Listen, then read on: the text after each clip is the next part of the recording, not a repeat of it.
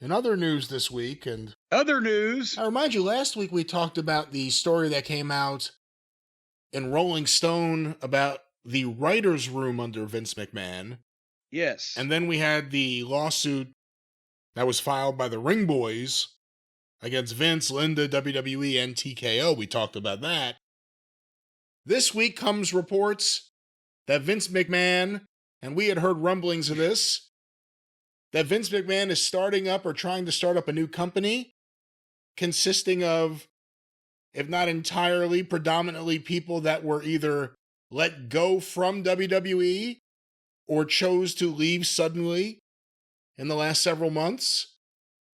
The word is that he's not looking at wrestling projects.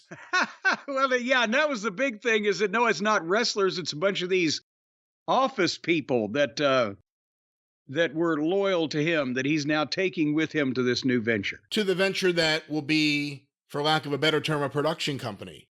At least the way it's being described publicly, the idea that it would be Vince McMahon using his billions of dollars to fund movies and television projects.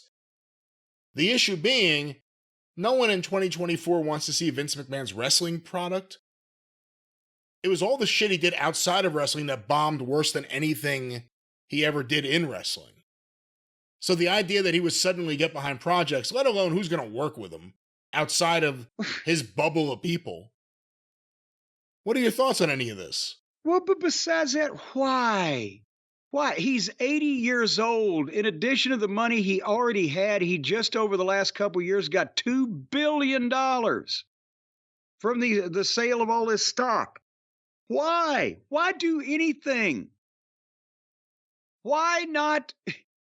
You could afford to live anywhere you want. Live on the beach, live in the mountains, live in a penthouse.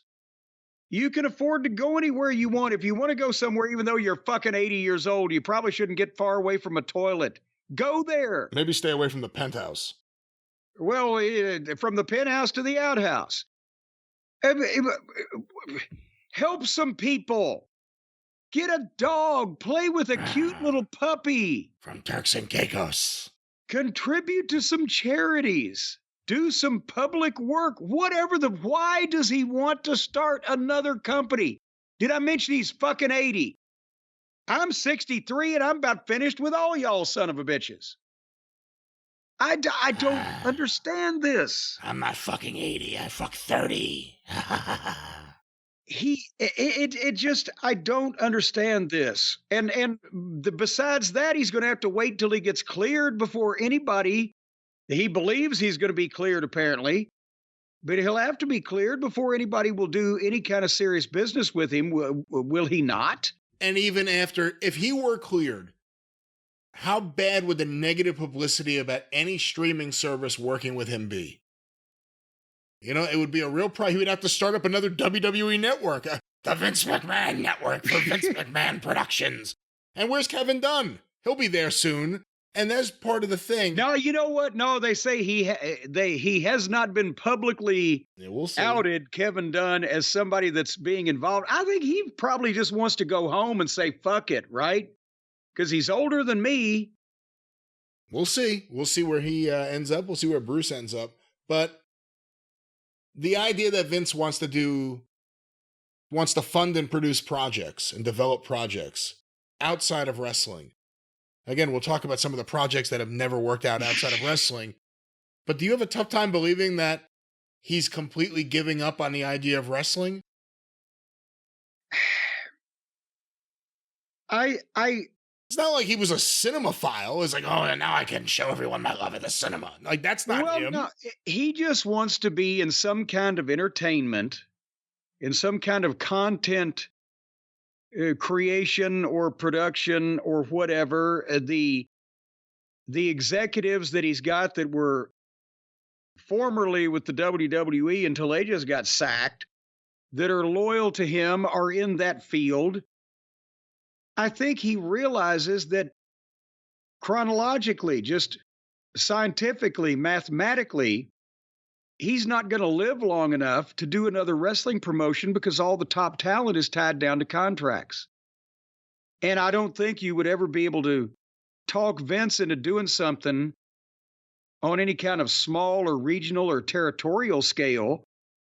So maybe he intends, oh, if I start this production company and I can maybe get some of the ex-wrestlers or former wrestlers or people that are celebrities or whatever, Undertaker. some spots, Undertaker, whatever, that are still loyal to me, then maybe that's a way to stay in the business and start building some kind of infrastructure of something, and then see in 3 years or 5 years, he'll imagine he's going to live to be 150.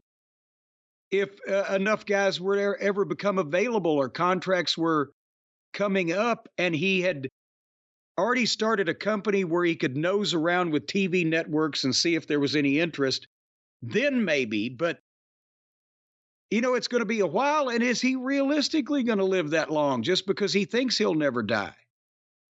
See, again, what does it say? I said this when everything went down. He doesn't give up. He doesn't just walk away. That's why I'm not going to presume he's done with wrestling or trying to do something with wrestling. Because even now, the federal government's looking after him, which caused the stay on the actual looking lawsuit. After him? I don't know if they're going to be looking after him or not. They're looking into him, which caused the stay. Now, into is better than after. Well, this caused the stay of the lawsuit from Janelle Grant. The Ring Boy lawsuits now. We never really got a full story of what the WWE internal investigation found out about him. That's going to leak at some point. And he's still not giving up. He's 80 and he's got all this money and he loves going to Turks and Caicos and rescuing cats and dogs. But he wants to get back involved with all the people he was already working with. So no, I don't think he's done with wrestling until he's dead. Because that's going to be the easiest road of entry for him. That's the saddest thing about the wrestling business. He may not be able to get the talent right away, which could create amazing reviews for us if all of a sudden it's Vince getting anyone he could find and giving them, old man Vince gimmicks. But I'm not, again, he's starting up a new company with all the people from his old company, from the office of the old company. He's trying to do something. We'll see. But who's going to work with him? Who's going to work with him? $2 billion will buy a lot of fucking employees. Well, will it buy any partners? I guess that's the question. I don't think he wants partners anymore because that didn't do any good last time. When people can actually not just suggest to him, but tell him things to do, he doesn't like it well. So, hey, real question, without getting into too much of a rant about everything. If Trump wins the election, does Vince get a pardon? Well, of course. Because what he's doing, trying to set up a company, obviously, if he thinks he has a chance of getting a pardon, then he kind of is up and running in one respect right away. Well, it's not like the lawsuits, he's already up and running. It's not like it's stopped. Well, but that's the thing is you can't whitewash the PR, but he will not be in any legal trouble from the federal government. If they're going to put Trump in jail, then I'm sure Trump will take care of Vince in that respect. Because again, billionaires love money and stick together. But no, I think that's why they all he wants better taxes. He wants all the little people to pay more taxes. That's why they want Trump. Or they want Trump's talking about pardoning people who tried to take over the Capitol on January 6th, committed insurrection, and 1,000 of them have gone to jail already. He wants to pardon them. Think he won't pardon Vince for whatever the government has figured out Vince did? They'll probably have a pardon store where they've got price tiers for what your offense is versus how much the pardon cost. Make check payable Donald Trump. Vince will write it out, and off they'll go. We're going to find out he's starting a wrestling company. He has Shane going around as his fucking agent, as his producer, secretly having conversations with everyone, Steve Taylor style. There you go. And he has pictures taken with everybody just to prove that he was there to the old man.